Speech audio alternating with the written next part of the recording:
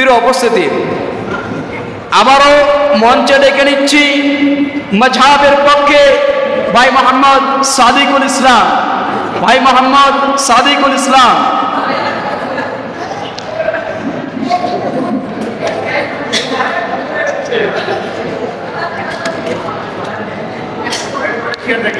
আসসালামু আলাইকুম রহমতুল্লাহ। আজকের এই অনুষ্ঠানে উপস্থিত রয়েছেন বিজ্ঞ বিচারক মণ্ডলী এবং আমার বিপক্ষে অবস্থান করছেন ভাইরা। তো শুরুতেই কোনো ভূমিকা ছাড়াই সরাসরি আমি আমার বিষয়ে প্রবেশ করি। ঐক্যের নাম ইসলাম, সহনশীলতা প্রাণ, ইসলামের শিক্ষা নাও, ইমামদের শিক্ষা নাও, তবেই হবে জ্ঞান। প্রিয় ভাইরা, এতক্ষণ পূর্বে আমার যারা বিপক্ষে অবস্থান করেছেন, আমার যে ভাইরা যতগুলো দলিল প্রমাণ দিয়েছেন, সবগুলি দলিল প্রমাণকে আমি খণ্ডন করার চেষ্টা করবো। এবং আরেকটি কথা, আমরা যতগুলো দলিল প্রমাণ দিয়েছি ইনশাআল্লাহ একটাও খণ্ডন করতে পারিনি, এখনো জবাব দিতে পারিনি।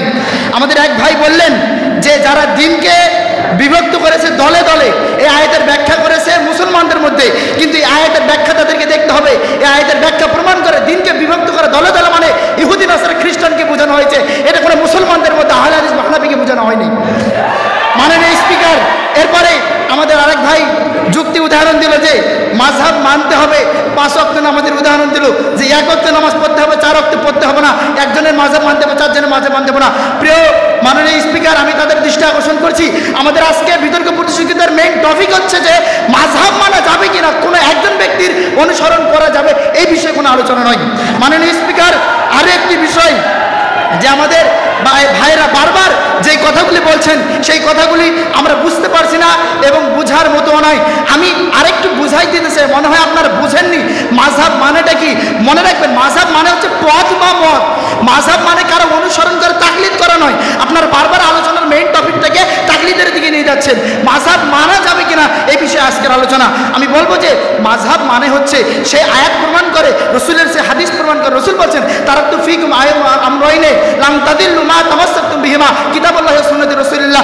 আল্লাহ রসুল বলছেন যে আপনার বারবার এই দলিলটা দিবেন যে আল্লাহ রসুল বলছেন তোমরা কিতাব এবং সুন্নাহকে আঁকড়ে ধারণ করো, অন্য কিছু প্রয়োজন নেই। তাহলে আমাকে বুঝান, আমি কোরআনকে এভাবে আঁকড়ে ধারণ করলাম, আমি কি ইসলামের জ্ঞান পেলাম না? পেলাম না, অবশ্যই পেলাম না। আমি হাদিসকে যদি আঁকড়ে ধারণ করি ইসলামের জ্ঞান পাবো না। ওই কোরআন হাদিসকে বুঝতে হবে, আর বোঝার মাধ্যমটা হচ্ছে ইজতিহাদ করা।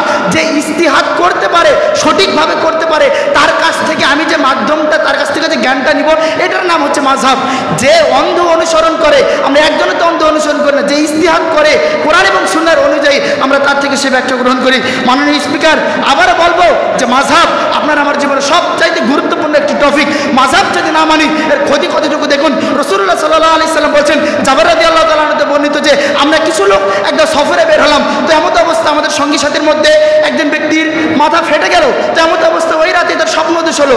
তো এমন অবস্থা যখন স্বপ্নদোষ হলো, ওই ব্যক্তি অন্যান্য সাথী ভাইদের কাছে গিয়ে জিজ্ঞেস করলো যে আমার জন্য কোনো তায়াম্মুমের বিধান আছে কিনা। তারা বললো যে না, তোমার জন্য কোনো তায়াম্মুমের বিধান নেই। তখন ব্যক্তির গোসল করলো এবং মারা গেল। এই ঘটনা যখন আল্লাহ রসুলের কাছে নিয়ে আসা হলো, আল্লাহ রসুল সাল্লাল্লাহু আলাইহি সাল্লাম বললো যে ফাকাদালুহু, তোমরা তাকে হত্যা করেছো, এত তোমরা সকলে ধ্বংস।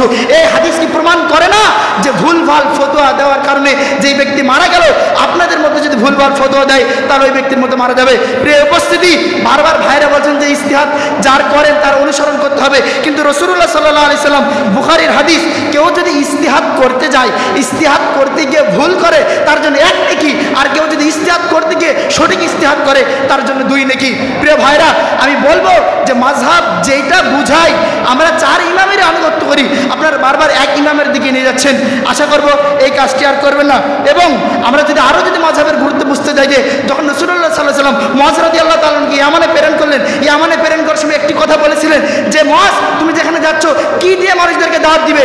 মুআয বলল আল্লাহর কোরআন দিয়ে। তারপর আল্লাহ রাসূল বলল আল্লাহর কোরআন যদি না থাকে, কোরআনের মধ্যে যদি না পাওয়া কি দিয়ে? তারপর বলল রাসূলের সুন্নাত দিয়ে। তারপর বলল আল্লাহর কোরআন রাসূলের সুন্নাতের মধ্যেও যদি না থাকে, তারপর কি দিয়ে? তারপর মুআয রাদিয়াল্লাহু তাআলা আনহু বলল আমি ইজতিহাদ করে আমি আমার রায় দিব।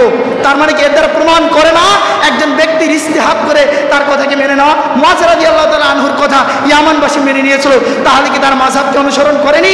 এই হাদিস কি প্রমাণ করে না? অবশ্যই প্রমাণ করে, তার মাযহাবকে অনুসরণ করেছিল।